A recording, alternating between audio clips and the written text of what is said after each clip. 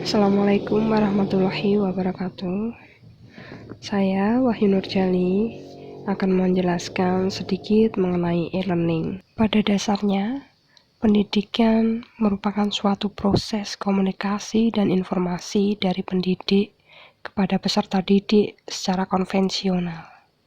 Terlebih di era modern ini, sistem pendidikan secara konvensional mulai bertransformasi ke dalam bentuk digital, baik secara isi maupun sistem yang kemudian terkenal dengan sebutan e-learning. Definisi e-learning dan kategori e-learning. Yang pertama adalah definisi e-learning. E-learning berasal dari perpaduan dua kata, yakni e dan learning. E merupakan singkatan dari elektronik dan learning adalah pembelajaran. Jadi, dapat diartikan bahwa e-learning adalah pembelajaran dengan media elektronik. Banyak pakar yang menguraikan tentang definisi e-learning dari berbagai sudut pandang. Salah satu definisi yang cukup dapat diterima banyak pihak adalah definisi dari Darin E. Hartley. E-learning merupakan suatu jenis belajar mengajar yang memungkinkan tersampaikannya bahan ajar ke siswa dengan menggunakan media internet, intranet, atau media jaringan komputer lain. E-learning telah mengubah paradigma pembelajaran yang tadinya berpusat pada pengajar, sekarang menjadi berpusat pada pelajar. Hal ini memungkinkan pelajar untuk mengakses informasi yang akurat dan up-to-date tanpa hambatan ruang dan waktu, asalkan memiliki koneksi internet yang memadai. Terdapat 5 kategori e-learning menurut William Harton. Dalam bukunya yang berjudul Technology and Tools for e-learning dibedakan menjadi 5 kategori. Yang pertama adalah Learner e-learning, kemudian Facilitate e-learning, Instructor e-learning, Embedded e-learning, dan Telementoring and e-coaching. Yang pertama adalah Learner e-learning. Kategori ini kenal pula dengan istilah self-direct e-learning. Maksudnya adalah e-learning yang dirancang untuk memungkinkan pelajar belajar secara mandiri.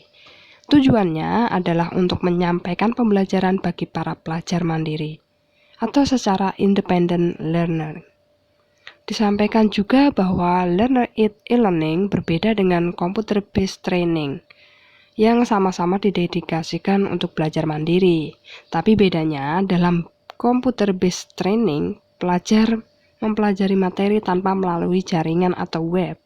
Tapi pelajar mempelajari materi melalui komputer seperti melalui CD-ROM atau DVD.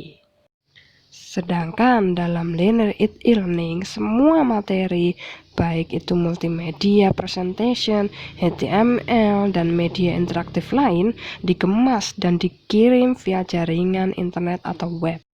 Yang kedua, instruktur e-learning. Nah, pada jenis ini merupakan kebalikan dari learning e-learning.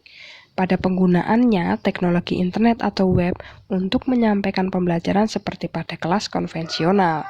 Hanya saja, konsekuensinya memerlukan teknologi pembelajaran sinkronus atau real time, seperti video conference, audio, chatting, dan sejenisnya. Yang ketiga adalah facilitate e-learning.